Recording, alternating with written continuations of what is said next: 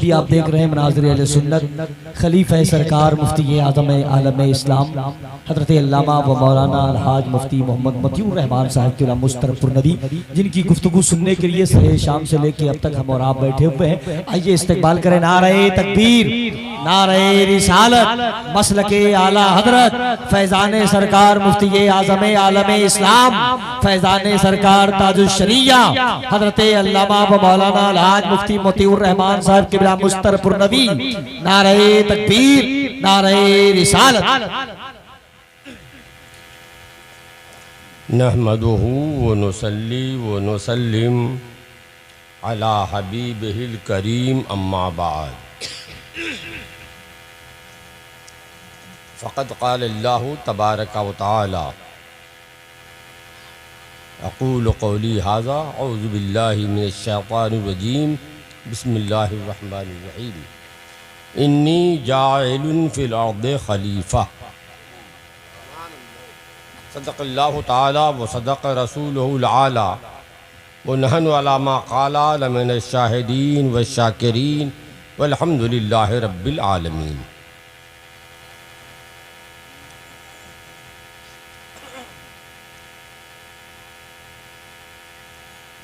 तकरीर के एक रुख से हमारे उलमाए किराम ने अब तक आपको रूशनास कराया, पहचान कराया। जिस मसले के सिलसिले में जलसे का इनेकाद हुआ है वो ये है कि सैयद सरामा बानू से ताल्लुक़ रखना कैसा है। अगर गलत होता तो मुफ्ती मोतियूर रहमान क्यों जाता आपके बकौल? ये बताइए, मस्जिद का इमाम दाढ़ी वाला होना चाहिए कि नहीं होना चाहिए? बोलिए जी, दाढ़ी वाला। यहाँ तो सब मौलवी मौलवी है, मान लीजिए, इन्हीं को मान लीजिए। पता नहीं दूसरे लोग क्या समझ जाएं, ये समझदार है, समझ लेगा। इनकी दाढ़ी है ना, तो इनके पीछे नमाज पढ़ेंगे कि नहीं पढ़ेंगे आप? कल खुदा न करदा दाढ़ी मुड़ा ले तो इसके पीछे नमाज पढ़ेंगे? बोलिए, जोर से बोलिए। नहीं पढ़ेंगे। जब तक दाढ़ी है उनको मस्जिद का इमाम बनाया जाएगा, और अगर दाढ़ी कटवा ले, मुड़वा ले, तो मस्जिद का इमाम बनाया जाएगा? नहीं। तो जब तक दाढ़ी थी कहाँ? सरावा में। मैं जाता रहा, 2 मरतबा गया हूं। जब दाढ़ी कटवा ली तो आप जाएंगे? नहीं। वो जाना सही था कि नहीं? क्योंकि दाढ़ी थी और अब नहीं है। कोई शुबे की बात है? बाद में बताएंगे कि दाढ़ी कैसे थी और अभी कैसे नहीं है। पहले जो आयत करीमा तिलावत की है जी, वाह वाह, उसके बारे में थोड़ा सा सुन लीजिए। अल्लाह ने कुरान में इरशाद फरमाया, इन्नी जाइलुन फिल अर्द खलीफा। ये कब? जब आदमी को अल्लाह ने पैदा करना चाहा तो हमारी तालीम के लिए अल्लाह ताला जो आलिमुल गैब है, वह शहादा है। अच्छा, ये भी बड़ी अजीब बात है। अल्लाह गैब का भी जानने वाला है, शहादा भी है। जो चीज़ जाहिर है उसका भी जानने वाला अल्लाह है, और जो चीज़ छुपी हुई है, अल्लाह अगर न दिखाए तो कोई देख सकता है? नहीं देख सकता। अल्लाह अगर न बताए तो कोई जान सकता है? नहीं जान सकता। तो अल्लाह जाहिर को जानता है, तो क्या हम लोग नहीं जानते हैं जाहिर को? बोलो, हम भी जानते हैं ना। अल्लाह क्या नहीं जानता है कि ये लाइट है? जानता है। हम लोग भी जानते हैं कि लाइट है। तो क्या दोनों बराबर हो गया? नहीं। अल्लाह खुद से जानता है और हम अल्लाह के बताने से जानते हैं। बेशक। अल्लाह न बताए तो कोई जाहिर की चीज भी नहीं जान सकता, और अल्लाह बता दे तो गैब भी जान सकता है। कोई ताज्जुब की बात नहीं है। इसमें शिर्क का सवाल कहां से पैदा हुआ? तो अल्लाह जानता था, आलिमुल गैब है वो, कि हमको क्या करना है। हमको तो फरिश्तों को बुला के अल्लाह ने पूछा कि मैं अपना खलीफा बनाना चाहता हूं जमीन में, तुम लोग क्या कहते हो? मशवरा किया। तो अल्लाह को मशवरा की जरूरत, वो तो मशवरा करने से पाक है। तो ये अल्लाह ने मशवरा किया हमको सिखाने के लिए कि लोगों, जब हम अल्लाह होकर मशवरा फरमा रहे हैं तो तुम तो बंदा हो, कोई भी काम करो तो मशवरा एक दूसरे से कर लिया करो। वाह। तो फरिश्तों ने कहा था, ए अल्लाह, तू खलीफा बनाएगा, अपना नाइब, तो फरिश्तों में से किसी को बना दे। इंसान को क्यों बनाएगा? पैदा करके इंसान को बनाएगा। फरिश्ता तो तेरी नाफरमानी कभी नहीं करेगा। इंसान तो नाफरमानी करेगा, दुनिया में जाएगा, चोरी करेगा, कोई डकैती करेगा। समझ में आ रही बात? कोई सुन्नियत से फिर जाएगा। तो अल्लाह ने फरमाया, इन्नी आलम मा ला तालमून। ए फरिश्तों, हम वो जानते हैं तो तुम नहीं जानते हो। अगर तुमको जानने का दावा है तो आदम को पैदा फरमाया और कंपटीशन कराया, मुकाबला, देखे किसका इल्म ज्यादा है, किसका इल्म ज्यादा है। अल्लाह ताला ने पहले पूछा किसके बारे में? वो फरिश्तों से पूछा, बताओ फला चीज का नाम क्या है, फला चीज का नाम क्या है, वो क्या चीज है, वो क्या चीज है, वो क्या चीज है। तो फरिश्तों ने कहा, ला इल्म लना इल्ला मा अल्लमतना, हम तो उतना ही जानते हैं जो तू पहले बताया है। और हजरत आदम से पूछा, अल्लाह ने तो उसको इल्म दे दिया था। हजरत आदम से पूछा तो हजरत आदम ने एक एक चीज पहले दिन से लेकर क़यामत तक जितनी पैदा होगी सबका नाम बता दिया। तो कौन जीते? बोलो, किसका इल्म ज्यादा? हजरत आदम का। तो अल्लाह ने फरमाया, फरिश्तों, जिसका इल्म ज्यादा है उसकी ताजीम करनी होगी। वाह, सुभान अल्लाह। ताजीम करनी होगी। और ताजीम के लिए क्या करोगे? झुक जाओ सजदे में। ताजीम के लिए सजदे में झुक जाओ। हजरत आदम को सजदा किया फरिश्तों ने। आप लोगों ने भी सब सुना है कि नहीं सुना है? हजरत आदम को फरिश्तों ने सजदा किया। क्यों सजदा किया? इसलिए कि हजरत आदम का इल्म ज्यादा, फरिश्तों का कम। तो आदम से फरिश्तों से हजरत आदम को सजदा कराया और हजरत आदम के माथे पर खिलाफत का ताज रखा, खिलाफत का ताज रखा। अब क़यामत तक यही सिलसिला कायम रहेगा। जिसका इल्म ज़्यादा उसकी ताज़ीम भी करनी होगी और वो दर्जा बदर्जा अल्लाह का खलीफा कहलाएगा, दर्जा बदर्जा अल्लाह का खलीफा कहलाएगा। हर नबी अपनी उम्मत से हमेशा ज़्यादा इल्म रखता आया है। आखिर में अल्लाह के रसूल पैदा हुए तो आपके बराबर तो सारे नबियों का जितना इल्म था वो मिलाकर भी नहीं हो पाएगा।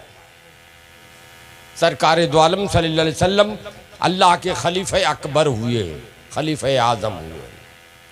जब इंतकाल हुआ अल्लाह के रसूल का सल्लल्लाहु अलैहि वसल्लम, सवाल पैदा हुआ अल्लाह के रसूल का खलीफा कौन होगा? तो सबसे ज़्यादा इल्म अल्लाह के रसूल बता गए थे, हदीस में है कि हज़रत अबू बकर सिद्दीक़ का था, वो खलीफा हुए। फिर उसी तरह सिलसिला बसिलसिला होते चला आया।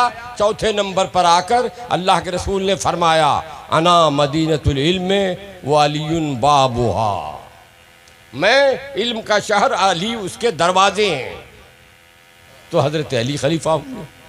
इसी तरह से हर ज़माने में होता आया, यहाँ तक के आला हज़रत रज़ियल्लाहु ताला अन्हु का ज़माना आया।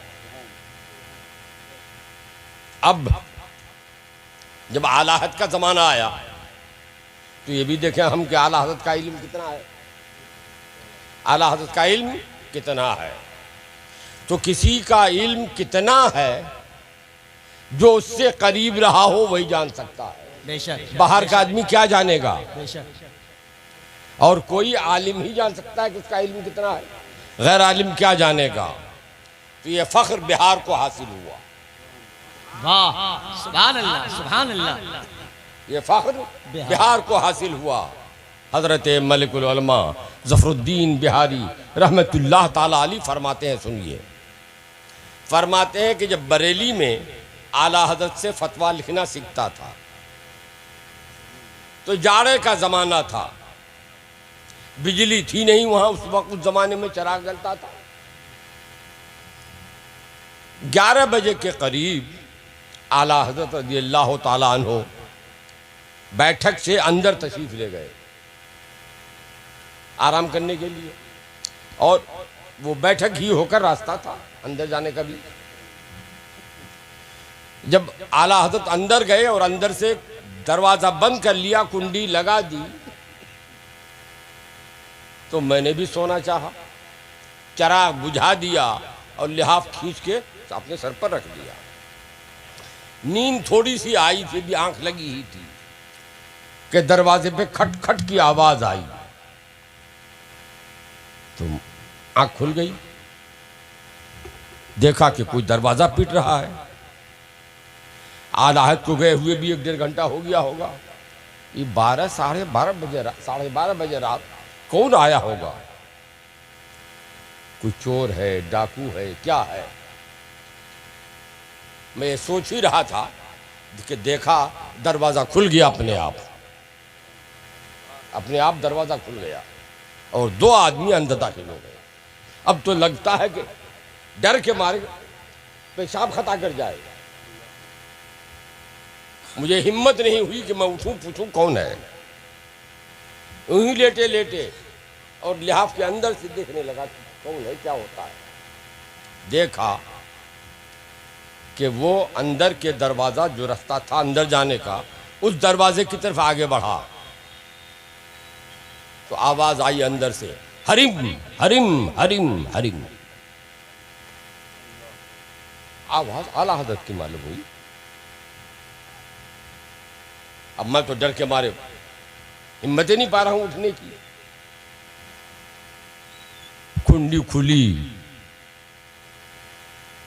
आला हज़रत सामने खड़े हैं अंदर और ये दोनों बाहर खड़े हैं। आला हज़रत ने फरमाया, तुम लोग कौन हो, कहाँ से आए, क्या बात है? तो देख रहा हूं कि दोनों के कंधों से, इधर एक इधर एक इधर, एक इधर एक उधर, दोनों आदमी के कंधों से 2 सांप निकले, फन जगा कर, फन काट कर खड़े हो गए। आला हज़रत ने डांटा और हदीस सुनाई कि तुम्हें याद नहीं, अल्लाह के रसूल ने फरमाया जब इंसान के सामने जाओ तो इंसानी शक्ल में जाओ, तो देखा दोनों के कंधों से सांप गायब हो गए। आला हज़रत ने फरमाया कैसे आना हो, कौन हो, कहाँ से आए हो?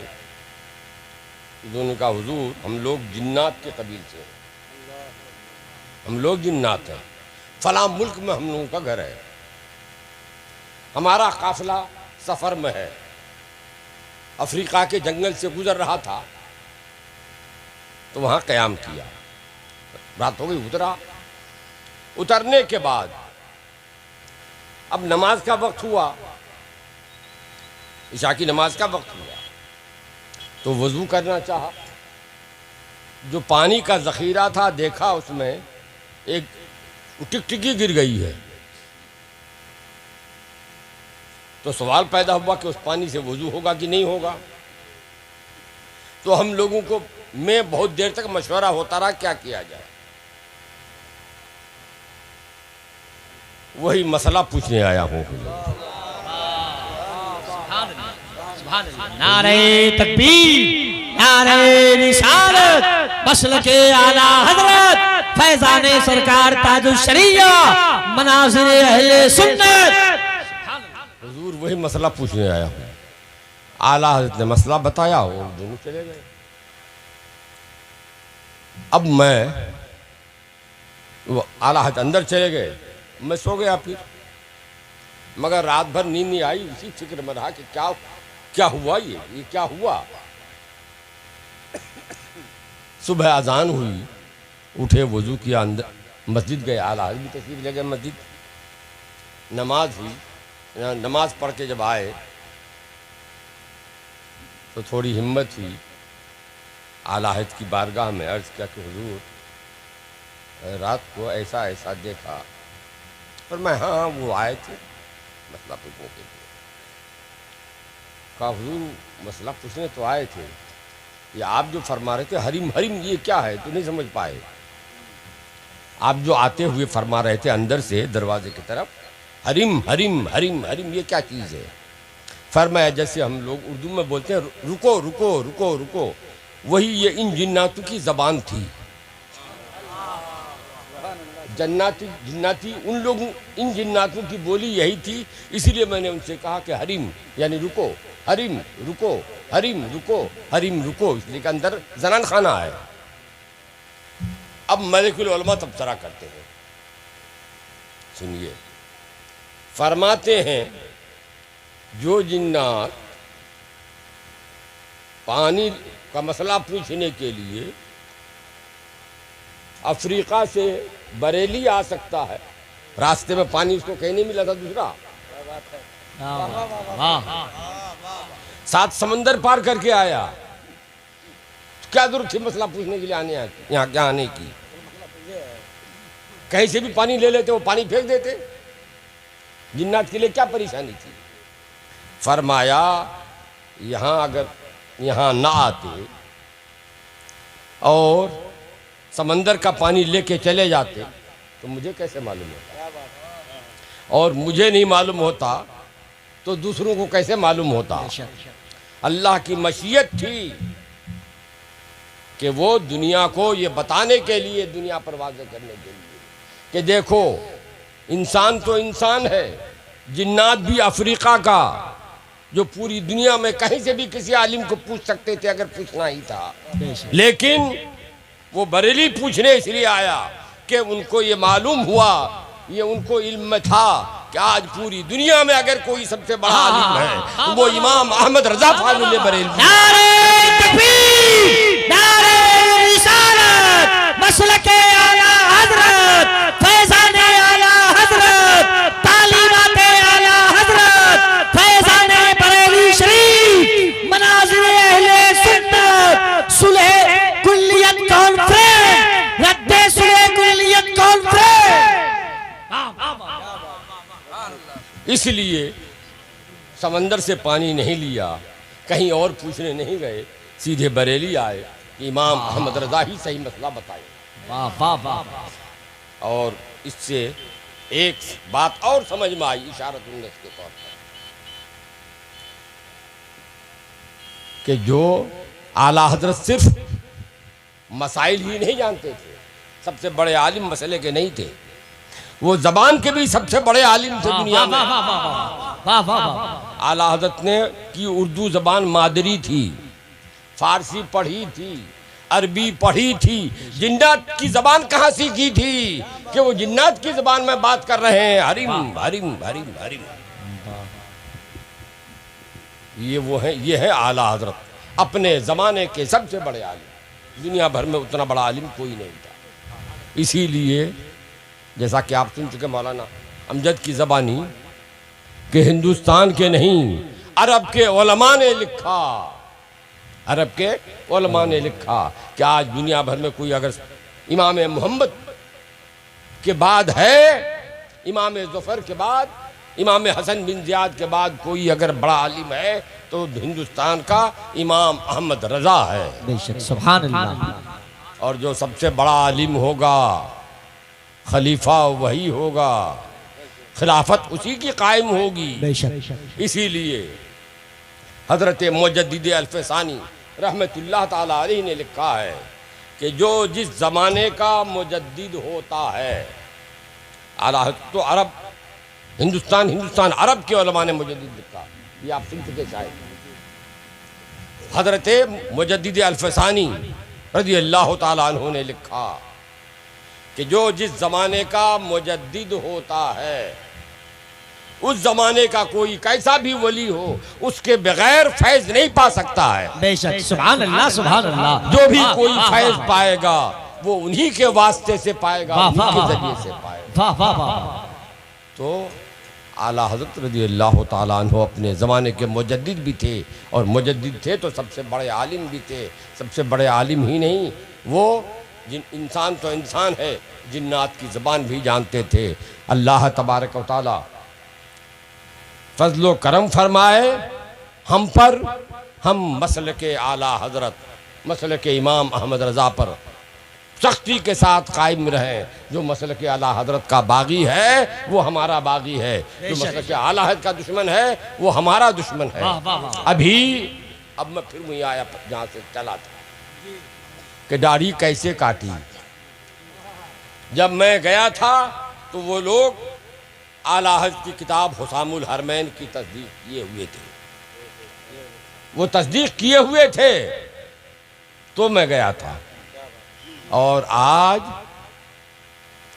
उस रास्ते से हट गए तो दाढ़ी कट गई कि नहीं? कट गई। उस रास्ते से हट गए। आज जो उन्होंने बम्बई के एक इस्तिफ्ता के जवाब में फतवा दिया है उसके मुताबिक, उस फतवे के मुताबिक सुन्नी तो सुन्नी मुसलमान भी नहीं रहेगा आदमी। बेशक, वाह। उस फतवे के मुताबिक सुन्नी तो सुन्नी मुसलमान भी नहीं रहेगा। इसीलिए आज उनकी दाढ़ी कटी है। उनसे दूर नफूर रहिए, मुरीद होने की ज़रूरत नहीं है, उनसे मसला पूछने की ज़रूरत नहीं है, उनसे ताल्लुक़ रखने की कोई ज़रूरत नहीं है। वमा अलैना इल्लल बलाग। मैं थका हूँ। हाँ, दाढ़ी भी कटी, नाक भी कटी। खड़े हो जाए, सलाम पढ़ा। जरा उठाइए।